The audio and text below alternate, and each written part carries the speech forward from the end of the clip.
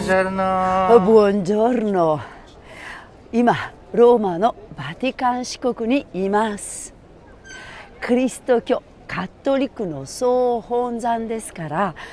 私の後ろには大きなバティカンの大聖堂サンピエトロ寺院が見えています。そしてその隣に見えるのがバティカン宮殿です。ここにローマの教皇が住んでおりますので、この大聖堂はローマ教皇による盛大なミサが行われるところでもあります。その中でも今日は11月の1日、毎年行われる小聖寺の日とそのイブのハロウィンというお祭りについて話をしたいと思います。はい、ハロウィーンについてあるカトリックの聖職者は、これは悪魔崇拝だって言った人がいるんですが、もともとカトリックの諸聖人の日のイブのお祭りだったんですよね。イブっていうのがよくありますけれども、例えばクリスマスイブだとか、12月25日がクリスマスなのに、イブはその前日の夜なんですよね。それってどうしてなんだろうと思ったことありませんか？はい、それは実は古代のキリスト教やその元になったユダヤ教では、一日が始まるのは日没からだったんです。日没で始まって日没で終わったんです。聖書の漱石によると、最初に闇があって神様が光が生じるようにと言われると、昼が生まれたということが書かれております。宇宙には最初から輝く星や太陽はありませんでした。ですから一日が始まるのは夜からだったんですね。ということは、ハロウィンはいつ行われますか？じゃあやっぱり実際に10月31日の夜ってことですよね。そうです。諸聖寺の日を英語では All Hallows Day と言いますが、そのイブという意味です。イブというのはイブニングのことで、英語の All Hallows Eve という言葉が短縮されて変化してハロウィンと呼ばれるようになりました。でもハロウィンっていうと、みんな魔女の格好したりだとか、ゾンビの格好してきたりだとかして、もういかにも墓場から出てきましたみたいな格好でお出かけをしたいですとか、あるいは子供たちが家を回ってキャンディーをもらったりするんですよね。イタリアではそんなことやらないですよね。最近ちょっと市民はやるようになってきているんですけれども、でもバチカンなんかでは夜あんなことしてます？してないんです。かつては教会でハロウィンのミサが行われていたことがあったんですが、今ではそれも行われていないんです。ローマカトリック教会はハロウィンのお祭りには反対の立場なんです。エクソシスト、つまり悪魔払いを行うことで知られるガブリエレ・アモルスという神父様は、ハロウィンのお祭りに参加することは悪魔サタンを崇拝することになると強く非難しました。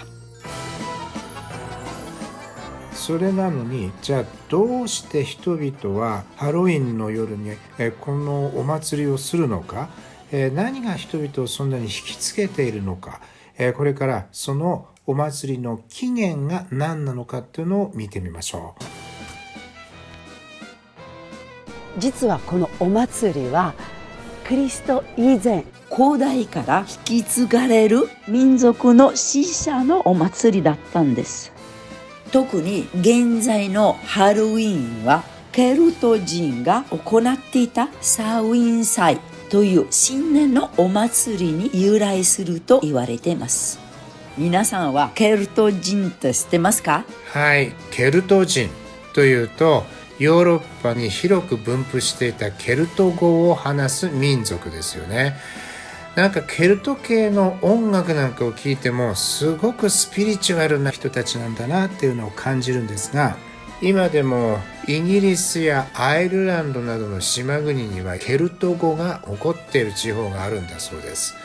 ですからその辺りの人々はケルト系の文化や伝統を今に引き継いでいるということになるわけなんですね。そのケルト系の民族が行っていたサウィン祭がハロウィーンの由来となったということで、そのサウィン祭とはどのようなお祭りだったのかを見てみましょう。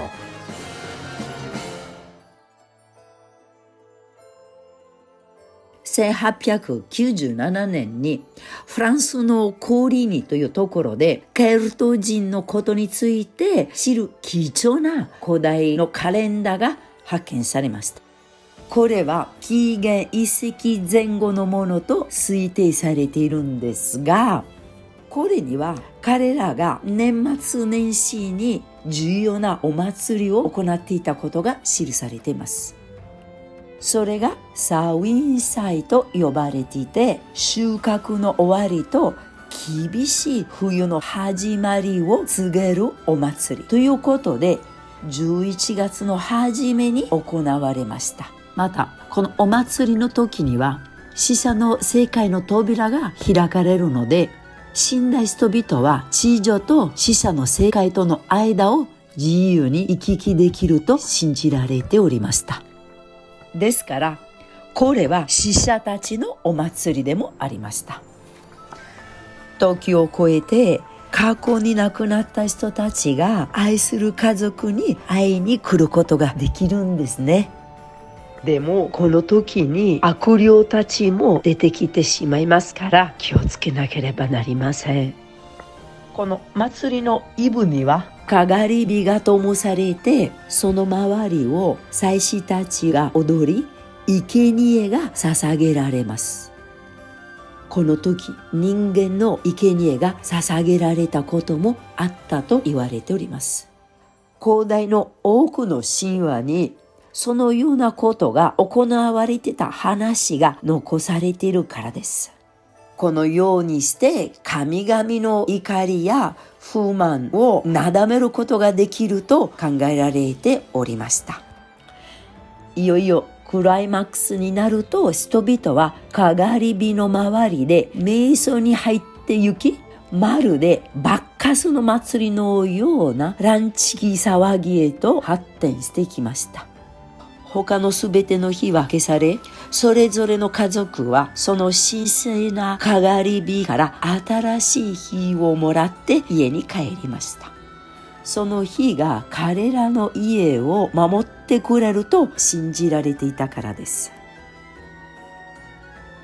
でも、もしあなたがこの祭りに参加しなかったらどうなると思いますか？そんな無理に参加しなくてもいいんじゃないって思っちゃいますけどね。今だったらそうかもしれないんですが、当時その人の魂は危険にさらされることになったんです。長くて厳しい冬を生き延びるためには、冬の初めに行われたこのお祭りによって民族が一致団結することが非常に大切なことだったんです。それでも冬の期間にはたくさんの人々が寒さや食料不足などで病気になり亡くなっていきました。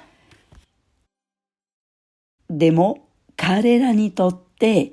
死は忌むべきものではありませんでした。死は必ず訪れるものですが、名誉のために死んで人々の思い出の中に生きて、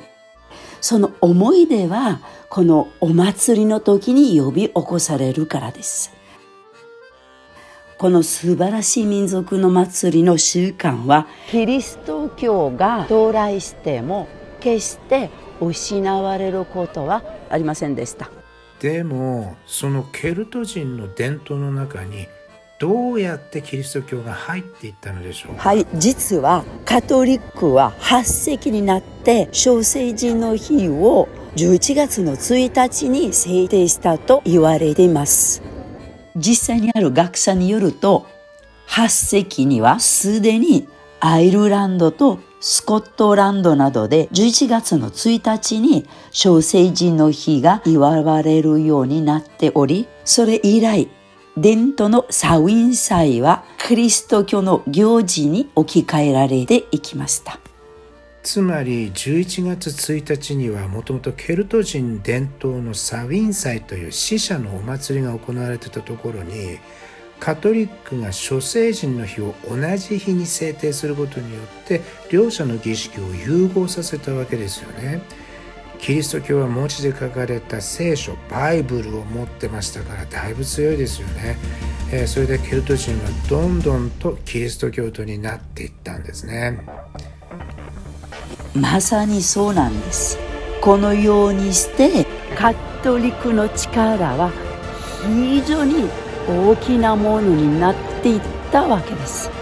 このミケランジェロによって設計されたサンピエトロ大聖堂の壮大で美しいドームは、そういったカトリックの権力の象徴となっておりました。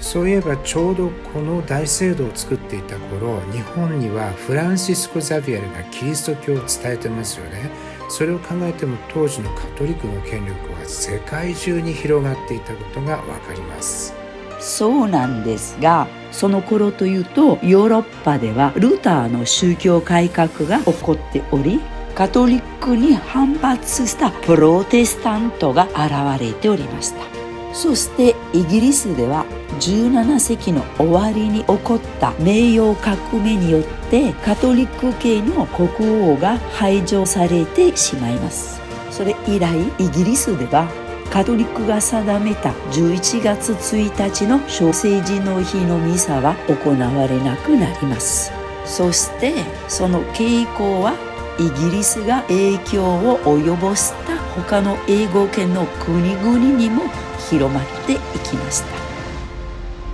それでもカトリックの時代に生まれたケルト人のハロウィンはそのままの名前で呼ばれ、よりケルト的な特徴をあらわにしながら、より世俗的なお祭りとなっていきました。そしてそれは今でも毎年行われ続けております。ハロウィンは今年やります？今年やります、もちろん。どんなことやるの？私は今年はね、ちゃんとお化けのツアーもやります。これ言わない方がいいかな、わからない。そう言ってもいい。はい、お化けのツアー、ローマの夜中にローマのお化けのツアー。さすがガイドさん。ガイドでですね、黒い魔女の帽子を買って、フランチェスカは魔女の格好するの？もちろん。今日はありがとうございました。グラッシエ。チャンネル登録、いいねお願いします。またお会いしましょう。チャオ。